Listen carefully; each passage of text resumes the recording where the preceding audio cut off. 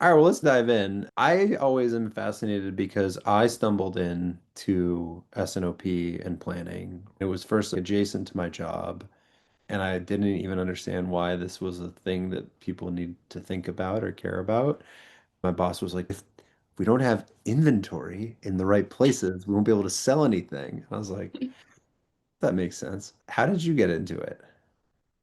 Super similar story. I think a lot of people in supply chain this happens to, but I really fell into it. I ended up getting an internship in college at a steel company in the purchasing department. It was my first foray into any sort of post-grad career, and I ended up just loving it. I actually ended up staying at that company for 8 years and moved from purchasing to our inside sales team, to then a planning role. At that time, they were trying to roll out robust classic S&OP process on our side of the business that didn't exist yet, which created new roles specific to the S&OP and the entire function start to end. And that's really where I learned it. Had no idea I'd end up here. So you were in inside sales and went from inside sales to S&OP. So I was internship in purchasing. Then I graduated and there was no full-time roles available in purchasing, but I liked the company I was with and I was like, let's try out some other things. Went to inside sales for a bit. Great experience. Sales is not for me at the end of the day. Back into procurement for a while and then fell into that S&OP role. What were you procuring at a steel company? I was on both the indirect and the direct sides at one time. At one point, I was buying steel coils, and other times I was buying toilet paper or MRO commodities. Got it. Yeah. Is it the same? No. No. Definitely not. I'm glad I had the chance to be on both ends of the spectrum. It was so different. And then also having that inside sales experience, getting that point of view from our end customer also helped influence how I would end up talking to our suppliers in the future. It all kind of came together. College Gina would not have predicted this. What was your S&OP role initially? I believe my official title was materials planner, but it was forecasting demand and then rolling that into our supply requirements, passed on to the procurement team. Okay. And how did you, I mean, the jump from steel to personal care slash beauty? Yeah, so there was one role in between that, but again, also at a pretty old school, rough and tumble manufacturing company. Those companies are both around for 50 years. There was 10,000 employees. I was really just looking for a role where I could better feel the impact I was making day to day. It's really just looking for a smaller company with a product that I was also interested in. Learned a lot in steel, but not super passionate about it.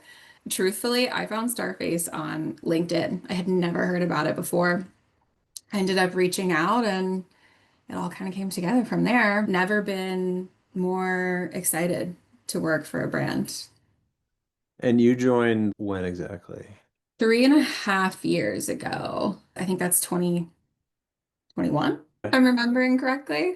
And we're only 7 years old. So the way the company looks today is just completely different than when I started. I think our ops team had 4 or 5 people on it, and now we're at 13 just on our team. So it's wild. That's a fun time to join during COVID. Surely was. We all remember One that. for all. Yeah, I mean, especially intense for Starface, like in COVID. I mean, COVID wasn't really a growth driver. It was more trend driven. I think it was probably a little bit of both. Everyone was at home, like maybe even off camera. Oh, we don't have to just wear pimple patches to sleep. We can wear them all day. Nobody sees me except my own family or my Hmm. friends that I'm FaceTiming with. So I think it was kind of a perfect storm. Pimple patches were on the rise in general, but then we also had more people trying a lot more self-care, skincare during all that downtime. Okay, so was a driver. I think so, yeah. Cool. So you joined, were you the first planner or who owned the model? Our VP of Ops at the time.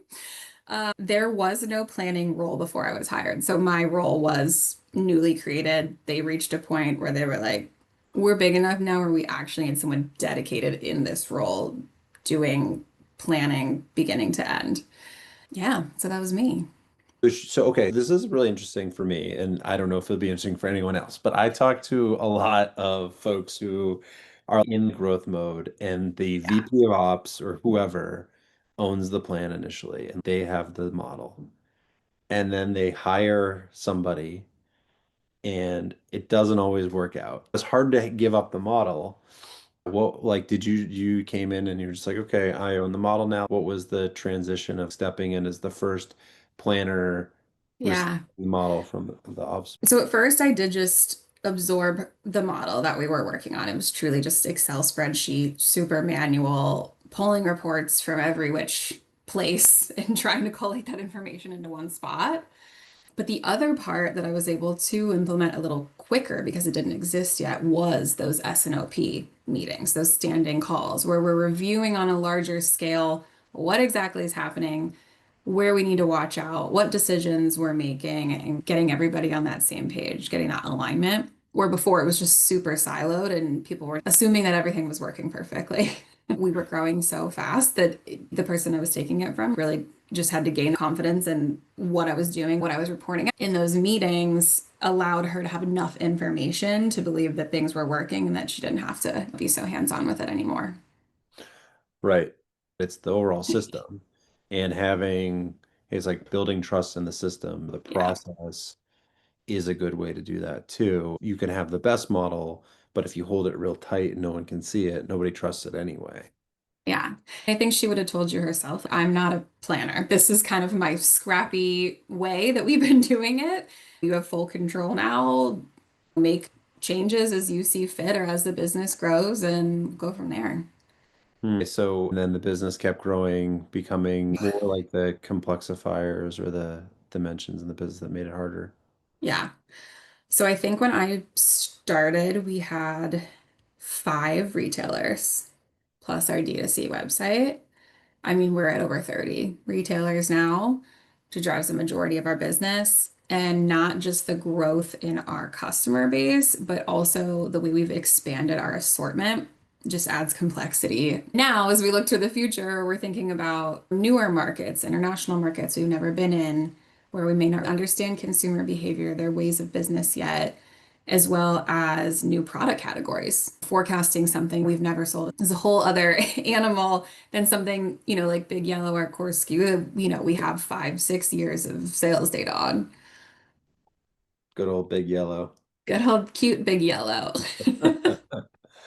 We were going to talk about tariffs, I think. Yeah. I think things changed again this morning. I saw some articles. There was a handshake. Who knows what that really means?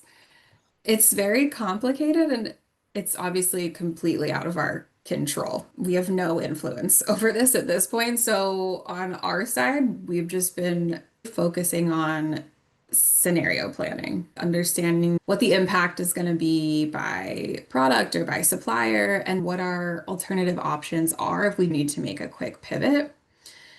I think we were in a better position than if this would have happened 4 years ago. We had no other choices, but we've been doing so much work in the background to make sure that our supply chain is more robust. We have more options and the ability to move in a different direction if we need to.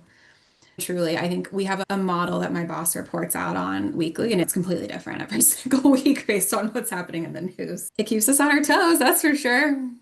It's like the evolution I've observed is back in April when the first wave was announced, everyone was really freaked out and rightfully so. But at this point, it's like, okay, we're just gonna have to accept the idea that we have to be super resilient here.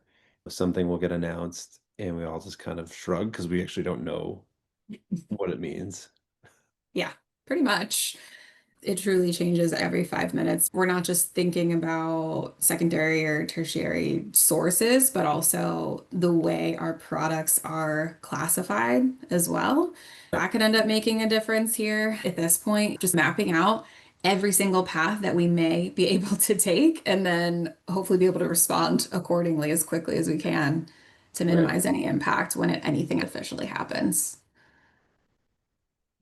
All right, we have a few minutes left, so I'm gonna do Yeah. a couple more questions here that I'm interested in. What do most non-operators get wrong or just don't know about how planning really works? I think the complexity of it is that non-operators don't necessarily understand that it's not just numbers, it's not just analytics at the end of the day. It's also a lot of collaboration and building really healthy relationships with your cross-functional partners who create inputs into your plans. It's not just flat math in the background, right? There was also Hmm. thinking your question about AI and how AI can play a role in planning.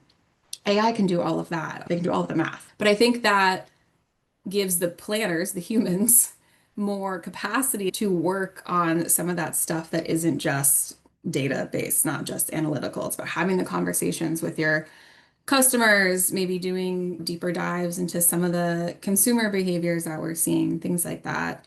But yeah, it's not just numbers at the end of the day. It's a lot of collaboration. Well, it's what you were talking about before when you joined Starface. You joined as the first S&OP or planner. The first thing Yeah. you did wasn't to take over the model, it was to establish the process. Yeah. Absolutely. One of the hardest parts about this is we're never going to be 100% right. It's about getting to a plan that everyone can agree to, and that way we can work towards that. Like, if this is what happens, we're completely prepared and ready. Having that collaboration, having that metaphorical yes at the end of our executive S&OP, this is the plan. We know how to move forward, even with all of the uncertainty that happens. Right. In a world we have to do scenario planning all the time because it's all unpredictable, you need to free up a bunch of time of turning the crank on the plan or doing the math to get everyone comfortable with those scenarios. Yeah. And let's rely on some AI to do that math, and then we can work more on the scenarios on the other side of it. Yeah, totally.